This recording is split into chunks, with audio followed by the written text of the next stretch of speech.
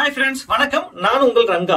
இன்னைக்கு பாத்தீங்கன்னா ஒரு சுவாரஸ்யமான படத்துடைய திரைக்கதை, அதோடைய சுவாரஸ்யமான சம்பவங்களை சேர்த்து தான் ஒரு விஷயத்த ஷேர் பண்ணிக்க போறவங்க கூட. என்ன படம் அப்படின்னு கேட்டீங்கன்னா கேப்டன் பிரபாகரன், நம்மளுடைய புரட்சி கலைஞர், நம்மளால கேப்டன் அன்பாக அழைக்கப்படுவர், முன்னாள் எதிர்கட்சி தலைவர், தேமுதிக கட்சியின் நிறுவனர் தலைவர், நம்ம அப்புறம் நடிகர் சங்கத்துடைய தலைவராக இருந்தவர். இந்த மாதிரி நிறைய பட்டங்களை அவருக்கு நிறைய புகழ்கள் சொல்ல முடியும். இது எல்லாத்தையும் மீறிய ஒரே ஒரு பட்டத்துல சொன்னோம்னா மிகச்சிறந்த மனிதர். இந்த பட்டம் அவருக்கு ரொம்ப சரியா இருக்கும். அதுக்காகவே வாழ்ந்தாரு. தன்னால முடிஞ்சதை மத்தவங்களுக்கு கொடுக்கணும்ன்றத நிறைய விஷயத்துல சொல்லி காமிச்சிருந்தாரு. குறிப்பா சொல்ல போனா திரைக்கலைஞர்களுக்கு எல்லாருக்குமே தெரியும், அவருடைய சாலிகிராம வீட்டுல ஒரு குறிப்பிட்ட காலகட்டத்துக்கு முன்னாடி அங்க போனா மதிய உணவு வயிறார இலை போட்டு சாப்பாடு அப்படின்றத சாப்பிடணும், தன்னால முடிஞ்சதை சாப்பாடு எல்லாருக்கும் கொடுக்கணும்ன்றத கடைபிடிச்சவர். அதே மாதிரி ஷூட்டிங் ஸ்பாட்லயே தான் என்ன உணவு சாப்பிடணும் அதே உணவு கடைக்கோடியில் இருக்கிற அந்த ஒரு கலைஞருக்கு போய் சேரணும் அப்படின்றத ரொம்ப கரெக்டா ஃபாலோ பண்ணுவாரு. அதுக்காக தன்னுடைய சேலரியில கூட சில விஷயங்களை கட் பண்ணி அந்த கலைஞர்களுக்கு சரியான உணவு எல்லாருக்கும் ஈக்குவலா கொடுக்கணும் அப்படின்றத கொண்டு வந்தவர். மிகச்சிறந்த மனிதர் எல்லாரும். இது நான் சொல்லி தெரிய போறதில்ல. இன்னைக்கு அவர் கடவுளா மக்கள் நினைச்சு அவருடைய நினைவிடத்துல கோவில் மாதிரி நினைக்கிறாங்கன்ற அளவுக்கு ஒரு மனுஷன் எப்படி வாழ்ந்திருக்கணும், ஒரு எடுத்துக்காட்டா இருந்தவர். என்னன்னா இன்னும் கொஞ்ச நாள் நம்ம கூட அவர் இருந்திருந்தாருன்னா இன்னும் நல்லா இருந்திருக்கும். அவர் நம்ம ரொம்ப மிஸ் பண்றோம். இப்ப அவர் நடிச்ச அவருடைய 100வது படமான ஆர்.கே. செல்வமணி டைரக்ஷன்ல வெளிவந்த கேப்டன் பிரபாகரன் படத்துடைய சுவாரஸ்யமான தகவல், ஒரு சின்ன ஒரு திரைப்பார்வை அப்படின்ற மாதிரி தான் இதை ஷேர் பண்ணிக்க போறோம். இந்த படம் ஒரு 35 வருஷம் கழிச்சு இப்ப ரிலீஸ் ஆயிருக்கு. இப்போ தியேட்டர் நிறைய இடங்கள்ல ஹவுஸ்ஃபுல் காட்சிகள். என்னன்னா இந்த படத்தை நான் டிவில தான் பார்த்தேன். எனக்கு அந்த காலகட்டத்தில் தியேட்டர்ல பார்க்கக்கூடிய வாய்ப்பு கிடைக்கல. அப்புறம் சின்ன வயசுல இருந்திருப்போம், அது வாய்ப்பு கிடைக்கல. இப்போ அது நம்ம தியேட்டர்ல பார்க்கும்போது இன்னைக்கு இருக்கிற அந்த டிஜிட்டல் குவாலிட்டியோட சவுண்ட் எஃபெக்ட்ஸோட ரொம்ப பிரமாதமா இருந்துச்சு.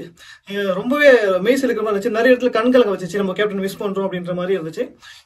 இப்ப அந்த படத்தோட விஷயத்தை பார்ப்போம். என்ன அப்படின்னா இது ஒரு சின்ன ஒரு அழகான ஒரு ஒன்லைன் தான். என்ன அப்படின்னா நம்ம வீரப்பன் இருக்காரு இல்லைங்களா, வீரப்பனுடைய லைஃப் ஹிஸ்டரி தான் கொஞ்சம் எடுத்து பண்ணிருப்பாங்க. அது வீரபத்ரன் அப்படின்ற ஒரு கதாபாத்திரம். அந்த கதாபாத்திரம் பாத்தீங்கன்னா படத்தோட ஓப்பனிங்ல ஒரு ஃபாரஸ்ட் ஆபீசர் அந்த வீரபத்ரனால கொல்லப்படுறாரு. அது யாருன்னா நம்ம சரத்குமார் சார் அந்த கேரக்டர் பண்ணிருப்பாரு.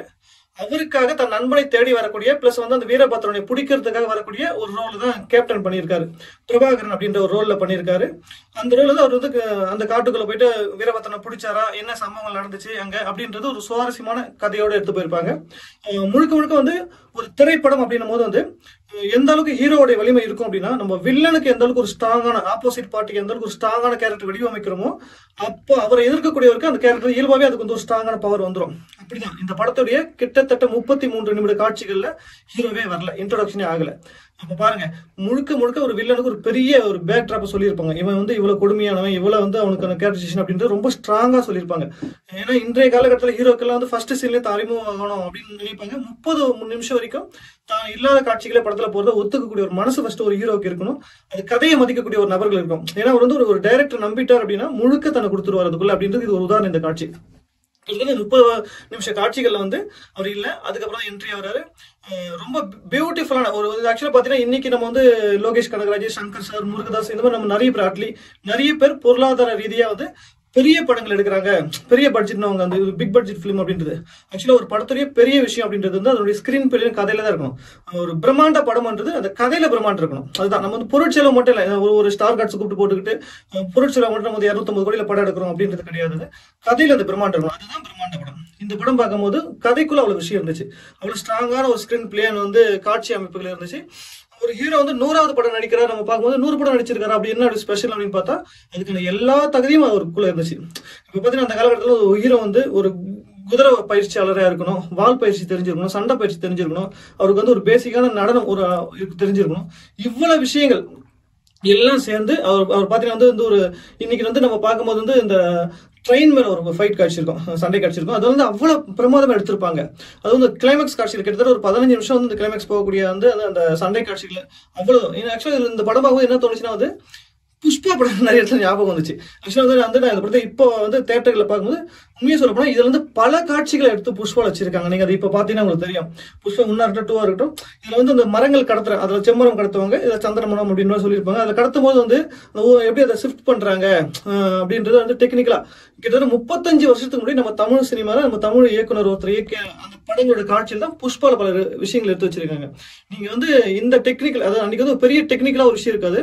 எல்லாமே நம்ம யோசிச்சு இன்னைக்கு டெக்னாலஜி நிறைய ஈஸியா பண்றாங்க, சிஜில பண்றாங்க.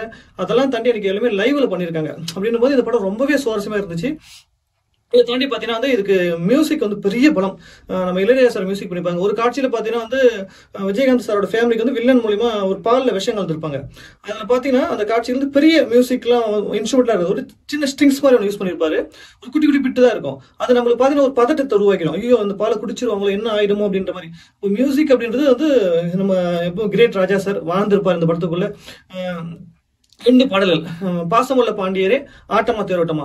இந்த பாடல் வந்து ஒரு சூப்பர் ஹிட் பாடல். எல்லாம் தெரியும். ஒரு இன்றைய காலகட்டம் வரைக்கும் அந்த 30 வருஷம் தாண்டி இன்னைக்கு கூட நம்ம வந்து இந்த ஸ்ட்ரீட்ல வந்து கோவில் திருவிழா டைம்லாம் வந்து நம்மளுக்கு வந்து டிராமா அதெல்லாம் போடுவாங்க. அதுல வந்து இடம்பெறக்கூடிய ஒரு பாடல் அப்படின்ற ஆட்டமா தேரோட்டமா ரொம்ப ரொம்ப பம்பர் ஹிட்டான ஒரு பாடல். இதுல பாத்தீங்கன்னா இந்த படத்துல வந்து மன்சூர் அலிகான் அப்படின்ற ஒரு வந்து ஏன்னா இவ்வளவு ஸ்ட்ராங்கான 100 படத்துல நடிச்ச ஒரு ஹீரோ அதுக்கு ஈக்குவலா ஃபர்ஸ்ட் படம் நடிக்கக்கூடிய ஒரு வில்லன் பாருங்க.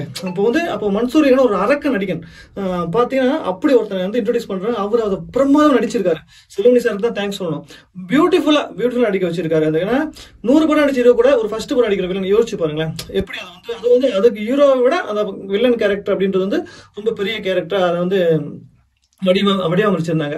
இவ்வளவு விஷயம் இருக்கு. இதெல்லாம் தாண்டி வந்து இந்த படத்துல பாத்தீங்கன்னா இன்னொரு சுவாரஸ்யமான விஷயம் என்னன்னா இதுக்கான லொகேஷன் பாத்தீங்கன்னா வந்து ஒரு அந்த படப்பிடிப்பு எடுத்த தளத்துல இருந்து மலை மேல 40 கிலோமீட்டர் போய் எடுக்கணும். இங்க லொகேஷன் செல்வமணி சார் குழு எல்லாம் போய் பாத்துருக்காங்க. ராஜராஜன் கேமரா பண்ணியிருந்தாரு. பியூட்டிஃபுல்லான கேமரா ஒளிப்பதிவு பண்ணியிருந்தாங்க. இதை தாண்டி வந்து இந்த லொகேஷன் போய் அவங்க பார்த்துட்டு வரும்போது கிட்டத்தட்ட தரையில இருந்து 40 கிலோமீட்டர் வந்து மேல வந்து பாதை கிடையாது, ஜீப் எல்லாம் போக முடியாது அப்படின்ற மாதிரி விஷயம். கைகளாலே எல்லா பொருட்களையும் எடுத்துட்டு போனோம். அந்த ஷூட்டிங் ஸ்பாட்டுக்கான பொருளை எடுத்துட்டு போகும்போது சரி பார்த்துட்டு சரி பரவாயில்லைங்க சார் அட்ஜஸ்ட் பண்ணி பண்ணிடலாம், நம்ம டீம் இருக்காங்க எடுத்துட்டு போயிடலாம் போது விஜயன் சார் பார்த்திருக்காரு. அவர் ஒரு முறை போயிட்டு வந்திருக்காரு. போயிட்டு வந்து இவ்வளவு சிரமப்பட்டு நம்ம வந்து கிட்டத்தட்ட நம்ம ஷூட்டிங் ஒரு மாசமோ இல்ல 20 நாளோ பண்ண போறோம், நம்ம ஓகே பரவாயில்ல அட்ஜஸ்ட் பண்ணி போயிட்டு வந்துரும் அப்படின்போது இங்க இந்த மலை கிராமத்தை சார்ந்து வாழக்கூடிய மக்கள் இருக்காங்களே அவங்க டெய்லி இந்த பாதை தான் பயன்படுத்துறாங்க. இப்படிதான் போயிட்டு வரணும், ஒரு அவசரத்துக்கு ஹாஸ்பிட்டலுக்கு போக முடியாத சூழ்நிலை இருக்கு அப்படின்ற யோசிச்சு ஒரு ஹீரோவா தன்னுடைய பங்களிப்பா என்ன பண்ணிருக்காருன்னா டைரக்டர் ரெக்வஸ்ட் பண்ணி ஷூட்டிங் அப்படியே ஒரு மாசம் 2 மாசம் தள்ளி வைங்க அப்படின்போது ஏன் சார் அப்படின்போது இல்ல தள்ளி வைங்கன்னு சொல்லிட்டு தரையில இருந்து மேல வரைக்கும் 40 கிலோமீட்டருக்கு ஒரு ரோடு பாதை அமைச்சு கொடுத்துருக்காரு. யோசிச்சு பாருங்க தன்னுடைய சொந்த செலவுல. என்னன்னா வந்து அவர் என்ன வச்சிருக்காரு ஷூட்டிங்காக இல்ல மறுபடியும் ஷூட்டிங் பண்ணாங்க அவனுக்கு பண்ணாங்க அப்படின்றதுல ஷூட்டிங் பண்றது அட்ஜஸ்ட் பண்ணி அவர் என்ன பண்ண போறாரு ஹீரோன்றது எப்படியா ஒரு இடத்துல போயிடுவாரு, மீதி எல்லாம் ஒர்க்கர்ஸ் அப்படி நினைச்சிக்கல. இந்த மக்கள் நம்மளால வந்து ஒரு 20 நாள் போறதுல இவ்வளவு சிரமம் இருக்கு. பல வருட காலங்களா இந்த மக்கள் இந்த பாதையை பயன்படுத்துறாங்க அப்படின்றதுக்காக தன்னுடைய சொந்த செலவு 40 கிலோமீட்டர் சாதாரண கஷ்டம் வரும் அன்னைக்கு வராது. அன்னைக்கு வந்து அது வந்து இன்னொரு காலகட்டத்தில் பெரிய கஷ்டம் இருக்கும். பயன்படுத்தி இருக்காங்க. அந்த பாதையை தான் இன்னும் புதுப்பிச்சு நீங்க வந்து பயன்படுத்திட்டு இருக்காங்க. இவ்வளவு ஒரு பியூட்டிஃபுல்லான ஒரு மனிதர். இந்த படம் பாத்தீங்கன்னா வந்து அவ்வளவு எக்ஸலண்டான ஒரு பிலிமா இருந்துச்சு. இந்த மாதிரி நிறைய விஷயங்களை வந்து விஜயகாந்த் சார் வச்சு சொல்ல முடியும். நம்ம இந்த டைம்ல யோசிக்கும் போது கண்கள் தான் செய்யுது. என்னன்னா இப்படி இப்போ படங்கள் எடுத்த பிரம்மாண்ட படங்கள் எடுத்த நம்ம செல்வமணி சார் இப்ப சமீப காலத்துல கொஞ்சம் படம் வந்து இப்ப எடுக்கல போல இருக்கேன்னு நினைக்கும் போது ஏன் எடுக்கல அப்படின்ற மாதிரி எனக்கு ஒரு கொஸ்டின் தோணுச்சு. இந்த வீடியோ மூலியமா ஒரு ரெக்வஸ்டா வச்சுக்கிறேன். என்னன்னா செல்வமணி சார் பாத்தீங்கன்னா கண்டிப்பா கேப்டன் பிரபாகரன் யாராலுமே ரீச் பண்ண முடியாது. இன்னைக்கு கேப்டனுக்காக அந்த ஃபேமிலியில இருந்து ஒருவேளை அவருக்கு தோணுச்சுன்னா கேப்டன் பிரபாகரன் 2 மாதிரி பார்ட் 2 இந்த புஷ்பா பார்ட் 2 மாதிரி பார்ட் 2 ஒரு எடுக்கணும்னா அது வேற யாருமே நீங்க யூஸ் பண்ண வேண்டாம், நம்ம கேப்டனுடைய பையனை யூஸ் பண்ணுங்க. இதுதான் நம்ம வந்து திரையுலகத்தின் சார்பாக அவங்களுக்கு கொடுக்கக்கூடிய ஒரு சின்ன இதுவா இருக்கும், ஒரு கிஃப்ட் மாதிரி ஒரு விஷயமா இருக்கும். அவரை பயன்படுத்தி உங்களை மாதிரி டைரக்டர் இந்த காலகட்டத்தில் எடுக்கும்போது இன்னும் அது பிரம்மாண்டமா பேசப்படும். அதுவும் அந்த பார்ட் 2 போது வேலையா இருக்கும். அது கேப்டனுடைய சன்னுக்கு பண்ணீங்கன்னா இன்னும் நல்லா இருக்கும். அந்த குடும்பத்துக்கு நம்ம சினிமா துறை எல்லாருமே வந்து கடமைப்பட்டிருக்கிற ஒரு விஷயமா இருக்கும். இந்த படங்களை பத்தி நம்ம இன்னும் அவ்வளவு விஷயங்கள் சொல்லிட்டே இருக்கலாம். ஏன்னா வந்து ஒரு பெரிய பொக்கிஷம். வந்து நமக்கு வந்து 100வது படம் எல்லாரும் சிறந்த படமா ஹிட் படமா அமைகிறது ரொம்ப பெரிய கஷ்டம். ஹிட் படம் மட்டும் இல்ல இன்றைய காலகட்டம் வரைக்கும் இன்னைக்கு வந்து நாங்க தேட்டர்ல பார்க்கும்போது இந்த 2K கிட்ஸ் எல்லாம் ஆல்மோஸ்ட் வந்து யூடியூப்ல படம் இருக்கு, தேட்டர்ல போய் பாருங்க. அதோட இந்த தேட்டர்ல இன்னையோட சவுண்டு அந்த குவாலிட்டிக்கு பண்ணியிருக்காங்க. பார்த்துருப்பாங்களா இல்லையான்னு தெரியல, பாருங்க ரொம்ப என்ஜாய் பண்ணுவீங்க. ஒரு கமர்ஷியலுக்கான எல்லா விஷயமும் அதுல இருக்கும். அதே மாதிரி ஒரு கதை ஒரு பக்கம் பேலன்ஸ் போயிட்டு இருக்கும். அதுல வசனங்கள் லியாகத் அலிகான் வசனம் எழுதியிருக்காரு. அவ்வளவு வசனங்கள் ஒவ்வொன்றுமே வந்து இன்னைக்கு வந்து நம்ம நாட்டு மக்களுக்கு தேவையான வசனங்கள். ஒரு அரசாங்கத்துக்கு தவறு பண்ணக்கூடிய அரசு அதிகாரிகளுக்கு எதிராக கலெக்டருக்கு எதிராக அவ்வளவு விஷயங்கள் பண்ணியிருப்பாங்க. பாத்தீங்கன்னா எவ்வளவு வந்து பிரம்மாண்டம் அப்பயே நிறைய பிரம்மாண்டம் ஃபுல் வந்து பாம் பிளாட் சீக்வன்ஸ் நிறைய இருக்கு, ஹார்ஸ் ரேஸ் இருக்கு, ட்ரெயின் சேசிங் இருக்கு. இந்த மாதிரி நிறைய வந்து சீக்வன்ஸ் வந்து பண்ணியிருக்காங்க. ஒரு பியூட்டிஃபுல்லா நீங்க ஸ்கிரீன்ல பார்க்கும்போது வந்து மறுபடியும் என்ன தோணுச்சுன்னா 30 இயர்ஸ்க்கு முன்னாடி இந்த காட்சி இப்படி எடுத்திருப்பாங்க அப்படின்றது நம்ம சினிமா துறை இருக்கிறதுனால ஒவ்வொரு காட்சியுமே வந்து இப்படி எடுத்திருப்பாங்க இப்படி சில இன்னும் காட்சிகள் கூட புரியாமே இருந்துச்சு, பிரமிப்பா இருந்துச்சு. அவ்வளவு சூப்பரான ஒரு படமா இருந்துச்சு. இதுல இருந்து இந்த படத்தின் மூலியமா தெரிஞ்சுக்கிறது என்ன விஷயம்னா, ஒரு பிரம்மாண்டம், மறுபடியும் சொல்லக்கூடிய விஷயம், பிரம்மாண்டன்றது நிறைய நடிகர்கள் நடிக்க வைக்கிறது கிடையாது. நம்ம 200 கோடி படம் பண்றோம் அப்படின்றது பிரம்மாண்டம் கிடையாது. ஃபர்ஸ்ட் கதைக்குள்ள ஒரு பிரம்மாண்டம் இருக்கணும். அதுதான் வந்து ஒரு மெயின் திங்க். அந்த கதைக்குள்ள என்னைக்கு ஒரு பிரம்மாண்டம் இருக்கும் அதுதான் பிரம்மாண்டம் ஃபிலிம். இந்த படம் இன்றைய காலகட்டத்துக்கும் எல்லாருக்கும் பிடிச்ச மாதிரி இருக்கு. இந்த படத்தை கொடுத்த செல்வமணி சாருக்கு தேங்க்ஸ் பண்ணிக்கிறோம். தொடர்ந்து அவர் நிறைய படங்களை இன்னும் இயக்கணும். இதன் மூலியமா அவருக்கு ஒரு கோரிக்கையை நம்ம வைக்கிறோம். விஜயா சாரை வந்து மிஸ் பண்றோம். I miss you sir. ரொம்பவே இதுவா இருக்கு. இதே மாதிரி இன்னொரு பட விமர்சனத்தோட உங்களை மீட் பண்ணும். நன்றி, வணக்கம், பாய்.